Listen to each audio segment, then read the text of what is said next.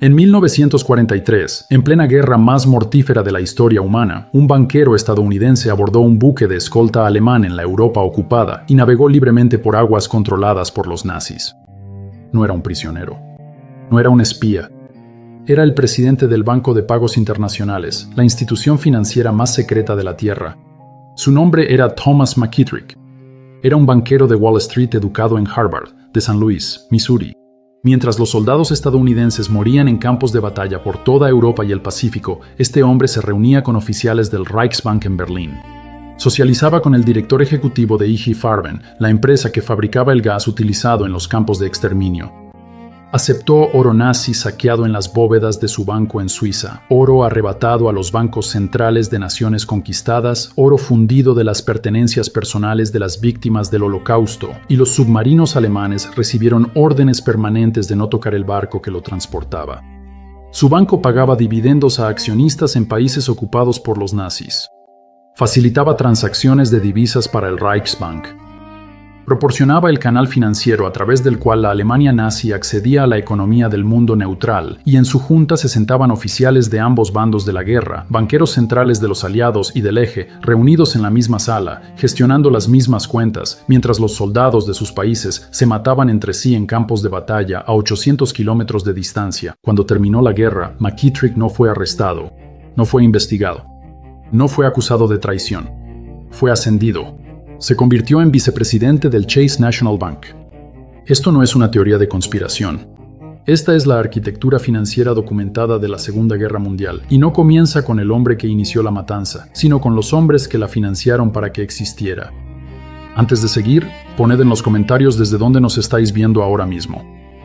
Quiero saber qué países están siguiendo este rastro de dinero, y quedaos hasta el final, porque cada nombre, cada dólar y cada transacción en este vídeo proviene de investigaciones del Congreso, audiencias del Senado, informes de inteligencia del Ejército de los Estados Unidos y los archivos de los juicios de Nuremberg. En todas las aulas se enseña que la Segunda Guerra Mundial comenzó el 1 de septiembre de 1939, cuando Alemania invadió Polonia, pero la maquinaria financiera que hizo posible esa invasión se puso en marcha 20 años antes, en un palacio a las afueras de París. En 1919, el Tratado de Versalles declaró a Alemania como única responsable de la guerra. La factura de las reparaciones ascendió a 132.000 millones de marcos de oro, aproximadamente 500.000 millones de dólares en moneda actual. A Alemania se le despojó del 13% de su territorio, del 48% de su producción de hierro, y su ejército se redujo a 100.000 hombres. John Maynard Keynes renunció a la delegación británica en señal de protesta. Advirtió que las exigencias destruirían Europa. Fue ignorado. Pero aquí está la parte que rara vez se enseña. Gran Bretaña y Francia no exigían reparaciones porque quisieran venganza. Exigían reparaciones porque estaban endeudadas. Los Estados Unidos habían prestado más de 10.000 millones de dólares a los gobiernos aliados durante la guerra. Washington dejó una cosa clara: esas deudas se pagarían en su totalidad, sin perdón, sin cancelación.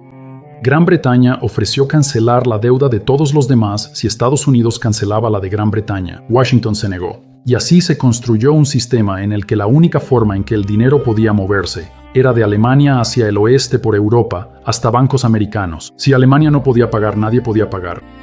Para 1923, Alemania había incumplido. Francia ocupó el Ruhr. El gobierno imprimió dinero para pagar a los trabajadores en huelga. La moneda colapsó a 4.2 billones de marcos por $1.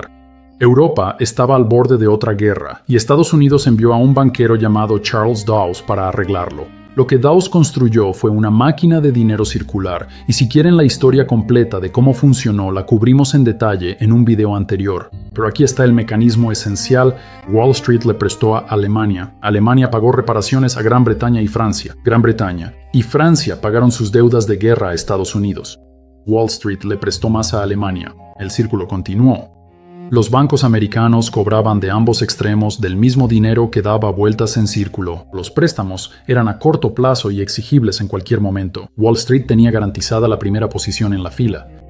Si Alemania tenía que elegir entre pagar a sus banqueros y pagar sus reparaciones, los banqueros iban primero. Un oficial de Morgan fue designado para supervisar el sistema desde dentro de Berlín. El árbitro trabajaba para uno de los jugadores. Y más de 130 préstamos a largo plazo y cientos a corto plazo llegaron a Alemania desde Estados Unidos durante los siguientes 5 años. Alemania recibió 44.7 mil millones de marcos en préstamos extranjeros, devolvió 16.8 mil millones en reparaciones. El flujo neto de capital corría hacia Alemania no lejos de ella. Wall Street cobró intereses, comisiones y capital industrial en cada etapa. Dawes ganó el Premio Nobel de la Paz y se convirtió en vicepresidente. Cuando Wall Street colapsó en octubre de 1929, los préstamos fueron retirados de la noche a la mañana. La producción industrial alemana cayó un 40%, el desempleo alcanzó los 6 millones, la edad de oro había terminado, y entre los escombros el partido nazi pasó del 2.6% de los votos al 37.3% en 4 años. Hitler fue nombrado canciller en enero de 1933. La arquitectura financiera diseñada para mantener la paz había fabricado las condiciones para la peor guerra de la historia, y los hombres que la construyeron ya habían cobrado sus honorarios. Hitler no reconstruyó el ejército de Alemania solo. El capital americano ayudó y no dejó de fluir cuando subieron las esvásticas. En octubre de 1936, el embajador de Estados Unidos en la Alemania nazi escribió directamente al presidente Roosevelt. Su carta contenía una frase que debería haber cambiado la historia. Informó que más de 100 corporaciones americanas tenían subsidiarias o acuerdos de cooperación operando dentro de la Alemania nazi. La subsidiaria alemana de Ford producía camiones militares desde su planta de Colonia. En 1938 se abrió una planta de ensamblaje de camiones en Berlín, cuyo verdadero propósito, según la inteligencia militar estadounidense, era fabricar vehículos para transportar tropas de la Wehrmacht. La construcción terminó justo antes de la invasión de Checoslovaquia por Hitler. Para 1942, uno de cada 3 de los 350.000 camiones en servicio de la Wehrmacht había sido fabricado en plantas de Ford. Las filiales alemanas de Ford y General Motors juntas construyeron casi el 90% de los vehículos blindados de semioruga y más del 70% de los camiones medianos y pesados del Reich. Estos vehículos fueron descritos en informes de inteligencia estadounidenses como la columna vertebral del transporte del ejército alemán. Un informe de inteligencia del Ejército de Estados Unidos, de septiembre de 1945, acusó directamente a Ford Work de ser un arsenal del nazismo, con el conocimiento de la matriz en Dearborn, Michigan. La división Opel de General Motors era el mayor fabricante de automóviles en Alemania. Las plantas alemanas de GM fabricaron miles de sistemas de propulsión para bombarderos y cazas de la Luftwaffe, mientras las plantas de GM en Estados Unidos producían motores para el cuerpo aéreo del ejército. La misma corporación construía motores para ambas fuerzas aéreas simultáneamente. Juntas, Ford y GM controlaban el 70% del mercado automotriz alemán al estallar la guerra. Ambas empresas reequiparon sus plantas alemanas para suministrar vehículos militares usados en las invasiones de Polonia, Francia y la Unión Soviética. El jefe de General Motors, James Mooney, recibió la Gran Cruz del Águila Alemana de manos de Hitler personalmente. Standard Oil de Nueva Jersey mantuvo una alianza con IG Farben, el conglomerado químico que luego fabricaría Zyklon B para las cámaras de gas y operaría fábricas en Auschwitz usando mano de obra esclava. Standard Oil envió $2 millones a Alemania solo en diciembre de 1933 y ganaba $500,000 al año ayudando a producir combustible sintético, la sustancia que mantenía operativos los tanques y aviones de la Wehrmacht. Standard Oil también compartió patentes críticas de caucho sintético y combustible de aviación con IG Farben, patentes ocultas al ejército de Estados Unidos, hasta que investigadores del Congreso descubrieron el acuerdo. La filial alemana de IBM, de OMAG, suministró la tecnología de tarjetas perforadas usada por el régimen nazi para los censos que identificaron a judíos y otros grupos perseguidos. Edwin Black documentó en IBM y el Holocausto que los campos de concentración operaban departamentos Hollerith dedicados. El personal de las SS fue entrenado por técnicos de IBM. Las máquinas rastreaban prisioneros, catalogaban movimientos y gestionaban la logística del asesinato en masa. International Telephone and Telegraph poseía acciones importantes en Focke-Wulf, un fabricante alemán de aviones que producía cazas para la Luftwaffe. Estos eran los aviones que derribaban a los bombarderos aliados sobre Alemania. ITT mantuvo y expandió sus inversiones alemanas durante la guerra, aumentando su participación en la manufactura alemana incluso después de que Estados Unidos entrara en el conflicto. El Chase National Bank, uno de los bancos más grandes de Estados Unidos, mantuvo abierta su sucursal de París bajo la ocupación nazi. La sucursal operaba bajo supervisión alemana y reportaba ganancias crecientes a su sede en Manhattan durante toda la ocupación. El dinero estadounidense siguió fluyendo por canales financieros controlados por los nazis con el conocimiento de los ejecutivos bancarios estadounidenses. La inversión corporativa estadounidense total en la Alemania nazi, cuando Estados Unidos entró en la guerra, superaba los 450 millones de dólares. Eso equivale a unos 9.000 millones de dólares en moneda actual. El capital estadounidense estaba integrado en la maquinaria de guerra nazi en todo nivel, en sus camiones, aviones, combustible, químicos, tecnología de comunicaciones y su sistema bancario. Pero el conducto corporativo era solo un canal. Había otro mucho más poderoso, mucho más secreto y mucho más protegido. Un banco en Suiza sin letrero en su puerta que lavaba oro nazi mientras banqueros estadounidenses y británicos integraban su junta directiva. El Banco de Pagos Internacionales fue creado en 1930 bajo los planes Dawes y Young para gestionar las transferencias de reparaciones alemanas. Tenía su sede en Basilea, Suiza, en un edificio sencillo sin ningún letrero que lo identificara. Su junta incluía banqueros centrales de todas las naciones principales. Durante la guerra, esa junta incluía a Walter Funk, el ministro de Economía de Hitler y presidente del Reichsbank. Incluía a Hjalmar Schacht, el hombre que había financiado en secreto el rearme alemán, e incluía representantes del Banco de Inglaterra y de la Reserva Federal. El presidente de 1940 a 1946 fue Thomas McKittrick, un estadounidense, un hombre de Harvard, un banquero de Wall Street. Bajo McKittrick, el BPI aceptó oro nazi saqueado, oro despojado de los bancos centrales de las naciones ocupadas, Bélgica, los Países Bajos, Checoslovaquia, oro tomado de las posesiones personales de las víctimas del Holocausto, incluyendo empastes dentales y joyas fundidas y refundidas en lingotes. El BPI lo recibió, lo procesó y lo convirtió en moneda utilizable para el esfuerzo de guerra nazi. El mecanismo era preciso. El Reichsbank entregaba lingotes de oro a la bóveda del BPI en Basilea. El BPI acreditaba la cuenta del Reichsbank. El Reichsbank usaba ese crédito para comprar moneda extranjera, francos suizos, coronas suecas, escudos portugueses, que luego podían usarse para comprar materiales de guerra críticos de países neutrales. El oro en sí nunca necesitó salir de Suiza, solo cambió la propiedad, y el BPI facilitó cada transferencia sin preguntar de dónde venía el oro. Emil Pohl, vicepresidente del Reichsbank y el hombre directamente responsable de procesar el oro saqueado, era un amigo personal cercano de McKittrick. Se reunían regularmente en Basilea. Pohl testificó más tarde en Nuremberg que había informado a McKittrick sobre el origen del oro. McKittrick sostuvo que la política del banco era la neutralidad y que no tenía obligación de preguntar sobre el origen de los depósitos. McKittrick viajó libremente por el territorio ocupado por los nazis durante la guerra. Los submarinos alemanes recibieron órdenes permanentes de no interferir con el barco que lo transportaba. Mantuvo reuniones con funcionarios del Reichsbank en Berlín, reuniones que habrían sido imposibles para cualquier otro ciudadano estadounidense durante la guerra. Intercambió saludos de Año Nuevo con Hermann Schmitz, el director ejecutivo de IG Farben, cuya subsidiaria fabricaba Zyklon B y miembro de la junta del BPI.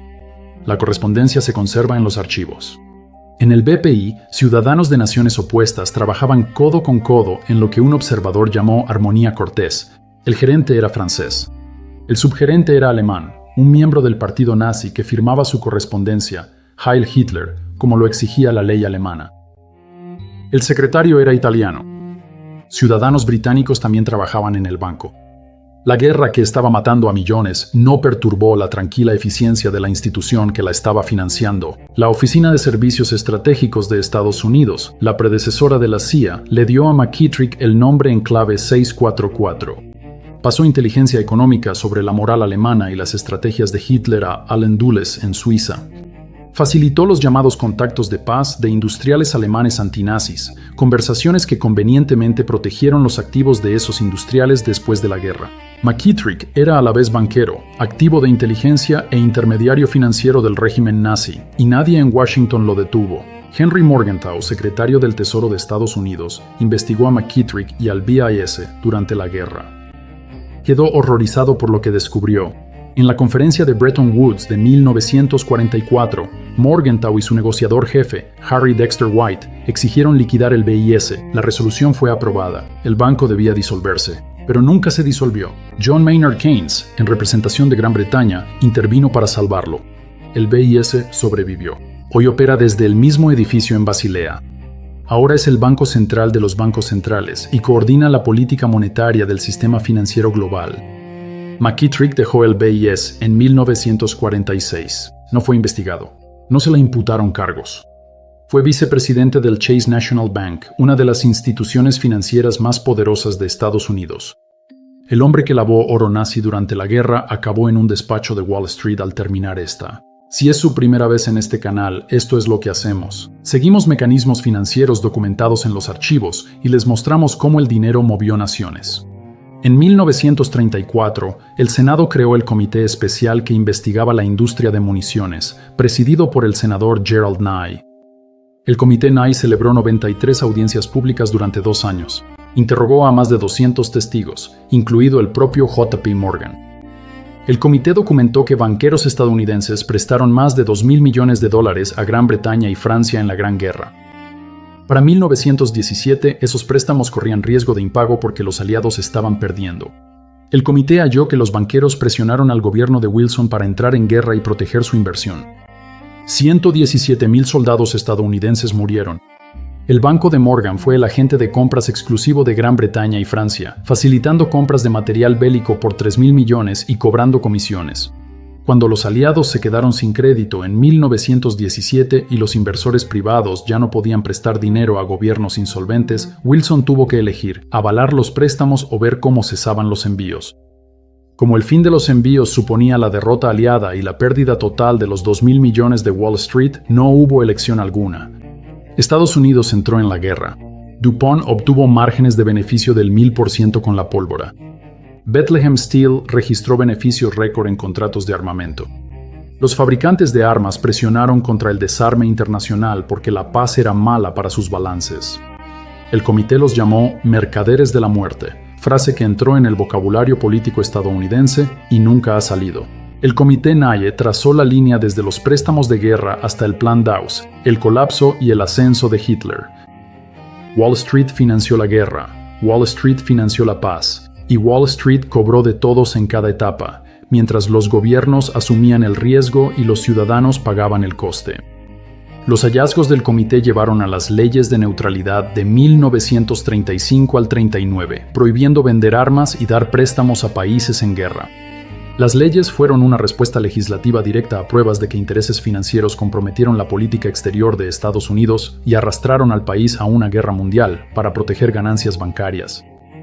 Esas mismas leyes son consideradas hoy por los historiadores como responsables de retrasar la respuesta de Estados Unidos ante Hitler y permitir el crecimiento de la maquinaria militar nazi. Mientras Alemania se rearmaba, invadía a sus vecinos y construía los campos de concentración, Estados Unidos estaba atado de manos por leyes diseñadas para evitar la manipulación financiera que causó la guerra anterior. La cura para una catástrofe financiera se convirtió en la facilitadora de la siguiente, pero el Comité Nye nunca terminó su trabajo.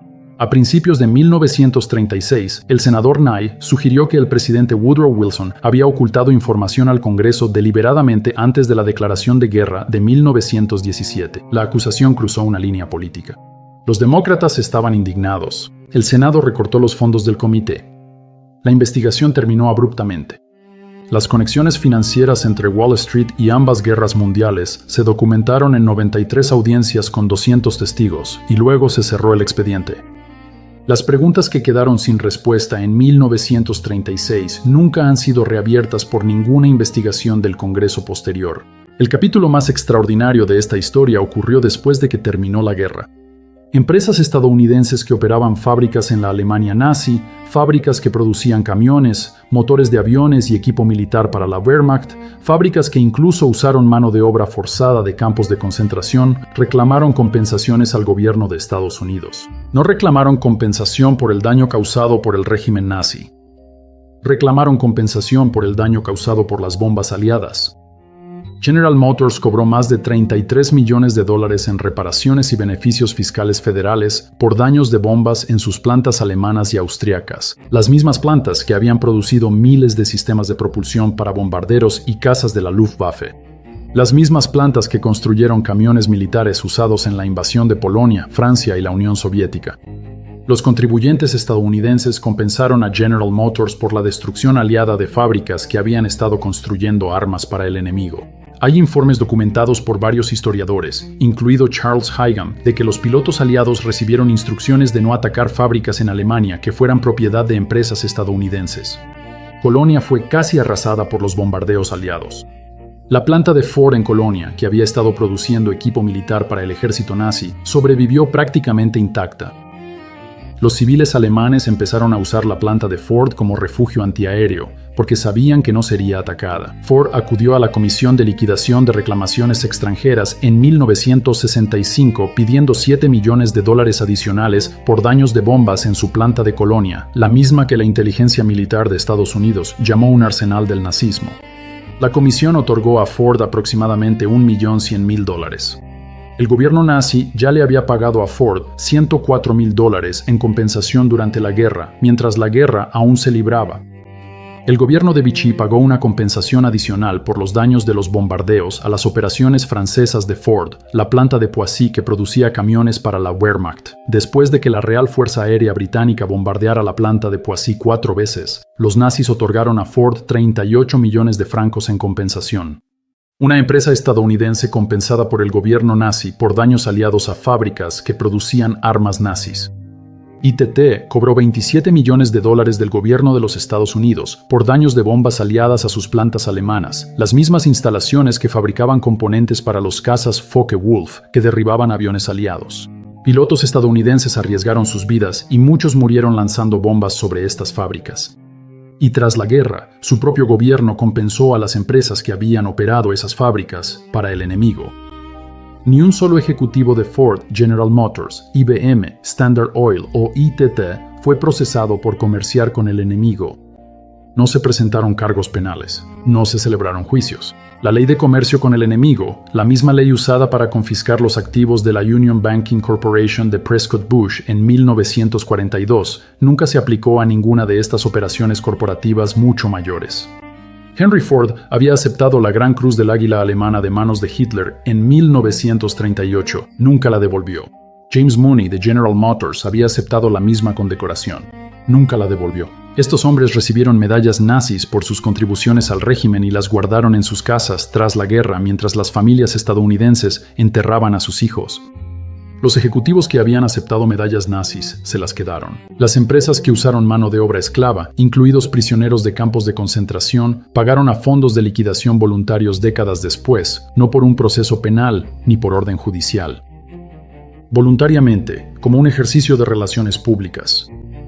Y las fábricas fueron reconstruidas, muchas con dinero de reconstrucción estadounidense bajo el Plan Marshall, y reanudaron la producción comercial para las mismas matrices que las habían convertido en fábricas de armas una década antes. El círculo se cerró. El dinero estadounidense construyó las fábricas construyeron armas nazis. Las bombas aliadas destruyeron las fábricas.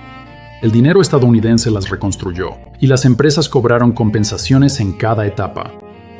Hay una pieza más de esta historia que casi a nadie se le ha enseñado jamás. Una familia de banqueros que financió a ambos bandos de la guerra y construyó un imperio de $250.000 millones que aún hoy controla un tercio de la economía de Suecia. La familia Wallenberg de Suecia es una de las dinastías financieras más poderosas de la historia europea. Su sociedad de inversión, Investor AB, posee participaciones de control en Ericsson, AstraZeneca, ABB, Saab, Electrolux y Atlas Copco. Su imperio combinado está valorado en aproximadamente $250.000 millones. En los años 70, sus empresas empleaban al 40% de la fuerza laboral industrial de Suecia. Su lema familiar es el latín esse non videri, ser en lugar de parecer. Durante la Segunda Guerra Mundial, los Wallenberg operaron en ambos bandos del conflicto simultáneamente. Su banco, Stockholms Enskilda Bank, gestionó transacciones financieras para la Alemania nazi mientras mantenía relaciones con las potencias aliadas. La neutralidad de Suecia proporcionó el marco legal. La familia Wallenberg proporcionó la infraestructura financiera. Comerciaron con Alemania con mineral de hierro y rodamientos, materiales críticos sin los cuales la maquinaria de guerra nazi no habría podido funcionar. El mineral de hierro sueco suministró una parte significativa de la producción de acero de Alemania. Los rodamientos suecos eran componentes esenciales en casi todo el equipo militar que operaba la Wehrmacht, desde tanques hasta aviones y submarinos. Los Wallenberg facilitaron las transacciones financieras que mantuvieron estas cadenas de suministro funcionando durante toda la guerra. Al mismo tiempo, y a través del mismo banco, mantuvieron relaciones financieras con las potencias aliadas. Gestionaron transacciones para los intereses británicos y estadounidenses. Sirvieron como intermediarios en negociaciones que beneficiaron a ambos bandos. Se posicionaron como indispensables para todos, lo que significaba que nadie podía permitirse el lujo de clausurarlos. Jacob Wallenberg, una de las figuras principales de la dinastía durante la guerra, se reunió personalmente con oficiales alemanes para mantener la relación comercial. Su hermano Marcus mantuvo relaciones con los británicos y los estadounidenses. La familia dividió el trabajo siguiendo las mismas líneas del conflicto, un hermano para cada bando. Cuando terminó la guerra, ganara quien ganara, un Wallenberg habría estado en el bando vencedor. Al mismo tiempo, un miembro de la misma familia realizaba uno de los actos más heroicos de toda la guerra. Raúl Wallenberg, un pariente más joven, fue destinado como diplomático a Budapest en 1944. Emitió miles de pasaportes de protección a judíos húngaros, documentos que declaraban que el portador estaba bajo la protección de la corona sueca. Estableció casas de seguridad por todo Budapest, que refugiaron a decenas de miles de la deportación. Se enfrentó personalmente a oficiales nazis, se subió a los trenes de deportación y entregó pasaportes a través de las puertas. Se le atribuye haber salvado más vidas judías que cualquier otro individuo durante el Holocausto. Raúl Wallenberg desapareció después de que las fuerzas soviéticas entraran en Budapest en enero de 1945. Fue puesto bajo custodia soviética y nunca regresó. El gobierno soviético afirmó durante décadas que había muerto en cautiverio. Su destino sigue siendo uno de los grandes misterios sin resolver de la guerra. La misma familia, la misma guerra. Una rama financiando la máquina que estaba matando a millones. Otra rama rescatando a decenas de miles de esa misma máquina. Ambas operando simultáneamente, ninguna interfiriendo con la otra. Tras la guerra, los Wallenberg no enfrentaron ningún procesamiento. Su imperio bancario se expandió. Sus participaciones industriales se convirtieron en la mayor fuerza económica privada de la historia escandinava. No aparecen en las listas públicas de ricos porque su riqueza se mantiene en fundaciones, estructuras que evitan los impuestos de sucesiones y aseguran que ningún miembro de la familia pueda acceder a la fortuna directamente. El lema de su familia lo dice todo. Esse non videri, ser más que parecer. Su imperio controla hoy participaciones en empresas por valor de más de 250.000 millones de euros, situando el poder económico de la familia en la misma liga que las personas más ricas del mundo. Sin embargo, casi nadie fuera de Suecia ha oído su nombre. Se construyó durante la guerra, se construyó jugando a dos bandas, y nunca ha sido investigado públicamente. Lo que hace que esta historia sea diferente de una teoría es que cada pieza de ella se encuentra en un archivo esperando a ser leída. Las audiencias del Comité Naye, 93 sesiones de testimonios, se conservan en los archivos del Senado. El informe Dawes es un documento publicado. Las cifras de los préstamos, 44.700 millones de marcos de entrada y 16.800 millones de salida, figuran en los registros de la Comisión de Reparaciones de los Aliados. La carta del embajador Dodd a Roosevelt, nombrando 100 corporaciones estadounidenses operando en la Alemania nazi, está en los archivos presidenciales. El informe de inteligencia del ejército de Estados Unidos llamando a Ford un arsenal del nazismo está desclasificado y disponible. Los registros de la Comisión de Liquidación de Reclamaciones Extranjeras que documentan la compensación de $33 millones de GM y la de 7 millones de Ford son públicos.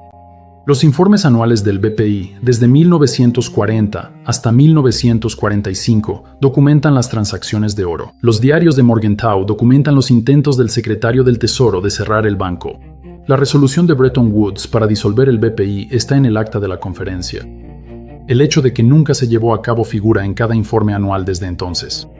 El nombre en clave de la OSS de Thomas McKittrick, 644, está en los archivos de inteligencia desclasificados. Su nombramiento de posguerra en el Chase National Bank está en el registro público. Los pagos de compensación a GM, Ford e ITT están documentados en registros del Congreso y en el libro de Charles Higham, Negociando con el enemigo, basado totalmente en documentos gubernamentales desclasificados. Cada dólar está contabilizado, cada nombre está en el registro, cada transacción está preservada. La Segunda Guerra Mundial no fue simplemente una batalla entre el bien y el mal, Fue una arquitectura financiera construida durante 2 décadas, financiada por las mismas instituciones en ambos bandos, operada a través de bancos que se declaraban neutrales mientras lavaban el oro de los muertos, y protegida tras la guerra por los mismos gobiernos que enviaron a sus soldados a combatirla. El Tratado de Versalles creó una deuda impagable. El Plan Dawes convirtió esa deuda en una máquina de dinero circular. El crack de 1929 colapsó la máquina. El colapso entregó a Alemania a un régimen fascista. Corporaciones estadounidenses suministraron a ese régimen camiones, tecnología, combustible y financiamiento. Un banco suizo lavó su oro. Una familia sueca se benefició de ambos bandos. Y cuando terminó, los banqueros fueron ascendidos, las corporaciones compensadas y las familias que jugaron en ambos bandos construyeron imperios que aún hoy perduran. 60 millones de personas murieron en esa guerra. Los hombres que financiaron su existencia no fueron castigados, fueron ascendidos. Esto no es una teoría, es un rastro documental.